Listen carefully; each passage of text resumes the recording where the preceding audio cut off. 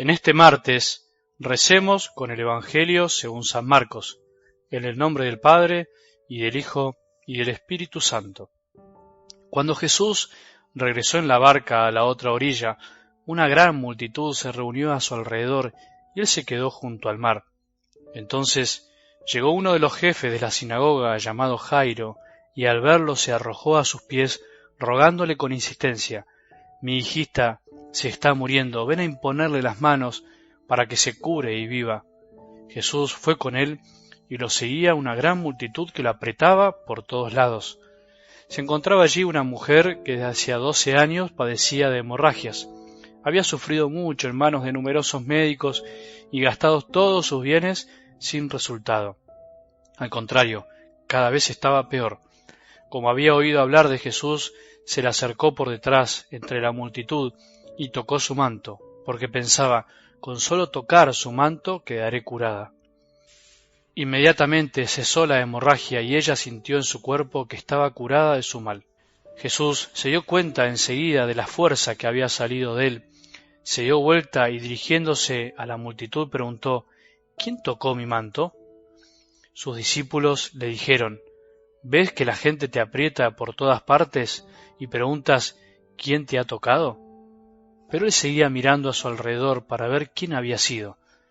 Entonces la mujer, muy asustada y temblando, porque sabía bien lo que le había ocurrido, fue a arrojarse a sus pies y le confesó toda la verdad.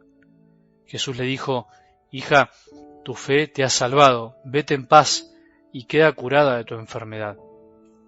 Todavía estaba hablando cuando llegaron unas personas de la casa del jefe de la sinagoga y le dijeron: «Tu hija ya murió, ¿para qué vas a seguir molestando al maestro?». Pero Jesús, sin tener en cuenta esas palabras, dijo al jefe de la sinagoga: «No temas, basta que creas». Y sin permitir que nadie lo acompañara, excepto Pedro, Santiago y Juan, el hermano de Santiago, fue a la casa del jefe de la sinagoga. Allí vio un gran alboroto y gente que lloraba y gritaba. Al entrar les dijo: «¿Por qué se alborotan y lloran? La niña no está muerta, sino que duerme». Y se burlaban de él.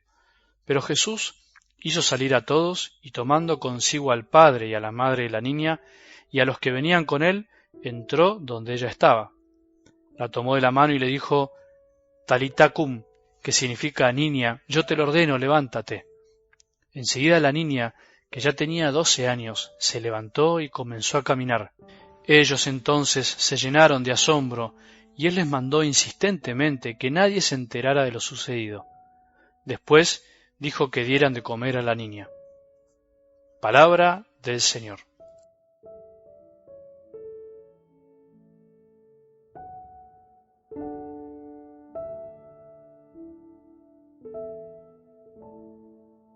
No se escucha hablar mucho del demonio en estos días. No está muy de moda como parece que estaba antes.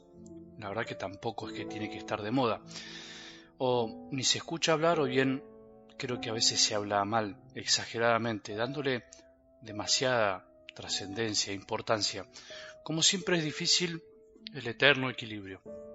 Qué manía esa de andar siempre por los extremos que tenemos en la vida y en la propia Iglesia.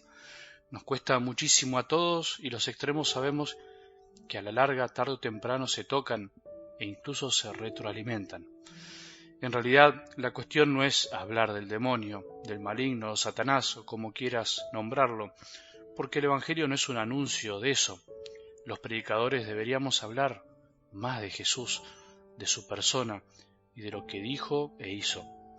Les guste más o menos a algunos, Jesús vino a vencer también al demonio, y eso, aunque a otros les encante decir que fue de modo figurado, o que era un lenguaje de la época y no sé qué cuántas cosas más, los evangelistas no lo ocultaron. Es más, dejaron bien en claro y explícito que el demonio existía.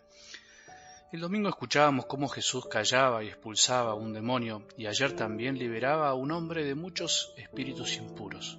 ¿Qué hacemos entonces? ¿Cómo esquivar esa situación? Esta semana continuamos un poco con este tema. Espero que nos ayude. Pero vamos a algo del Evangelio de hoy. Tanto la mujer como Jairo, que desespera por su hijita, los dos se arrojaron a los pies de Jesús. uno para rogarle que cure a su hijita, la otra para reconocer que ella había sido la que había tocado su manto, para confesar toda la verdad, dice la palabra. ¿Cómo quisiera a veces ser esa mujer, tener su corazón? ¿Cómo quisiera ser ese padre? ¿Cómo quisiera ser como Jairo? ¿Cómo quisiera tener esa fe, esa confianza total de perder todos los miedos? Esa certeza de que en definitiva, cuando ya no nos queda nada, cuando todo se nos muere alrededor, incluso nuestros seres más queridos, cuando ya gastamos todos nuestros bienes para que otros intenten curarnos, cuando ya probamos todas las recetas que andan circulando por el mercado religioso de este mundo, cuando ya intentamos seguir los 1001 consejos de todos los que nos quieren solucionar los problemas con lindas palabras, pero que no salvan en definitiva, cuando ya no queda nada, en realidad, ¿sabes qué?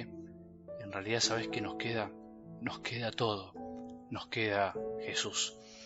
¿Cómo quisiera Jesús tener esa fe tan simple, tan confianzuda, tan tosuda, tan desvergonzada, intrépida, tan del corazón y genuina, tan salvadora? ¿Qué importan las multitudes?